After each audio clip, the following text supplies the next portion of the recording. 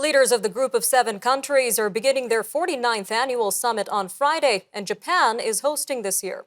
The meeting comes as the G7 warns that the international community is at a historic turning point. Talks are set to focus on seven main issues: regional affairs, nuclear disarmament and non-proliferation, economic resilience and security, climate and energy, food, health, and development.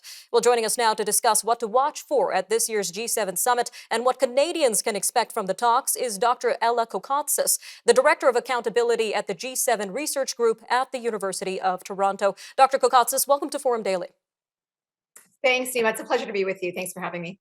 So as we mentioned, the G7 summit is draped on the background that the international community is at a historic turning point. So what in particular makes this summit stand out compared to others? Nima, I think what makes this particular G7 significant is that leaders are really confronting two critical existential threats. The first threat is that, of course, of nuclear weapons proliferation, arising not only from Russia's invasion of Ukraine, but also Iran's drive to acquire nuclear weapons and nuclear-armed North Korea, which is threatening its neighbors, and also China with its military exercises around Taiwan. And of course, the second major threat is that of climate change as global temperatures approach a critical tipping point.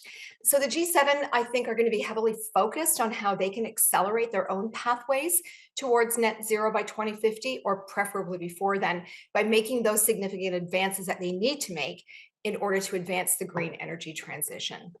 Now, as you say, Russia's invasion of Ukraine is set to be top of mind for most of, or if not all, leaders. But Japanese Prime Minister Fumio Kishida, who's going to be chairing this year's meeting, he's likely going to use the opportunity to highlight tensions in the Indo-Pacific, including moves by North Korea, as you say, growing its nuclear arsenal, and China encroaching in the Indo-Pacific. How do you see these issues being unpacked at the G7 in terms of priority?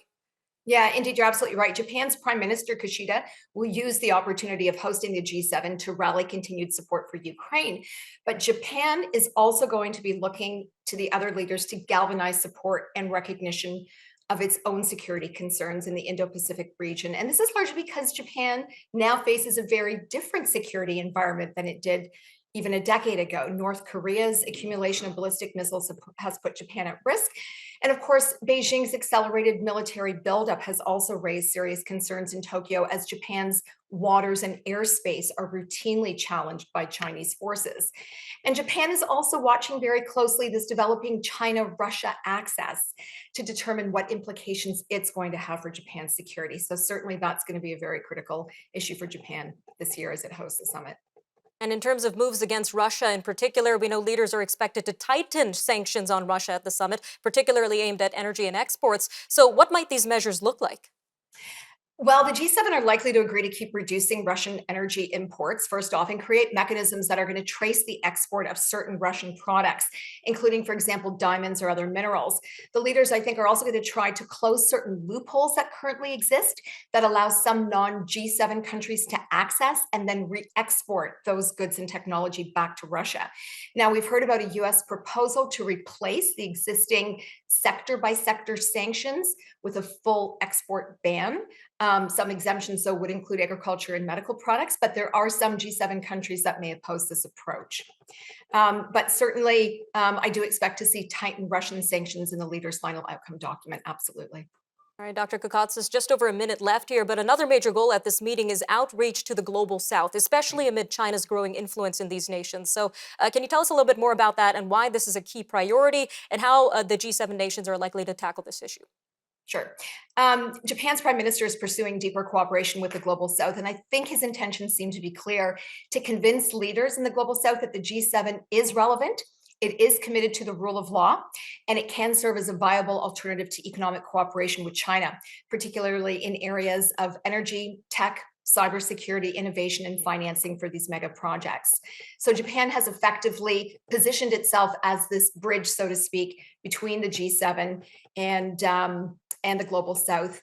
And it's going to continue to advocate on those policies to bring the global south into closer cooperation relations with the G7 summit this year. All right, Dr. Kokotsis, we've got a quick 30 seconds left here, but what are you watching from the Canadian delegation at this meeting?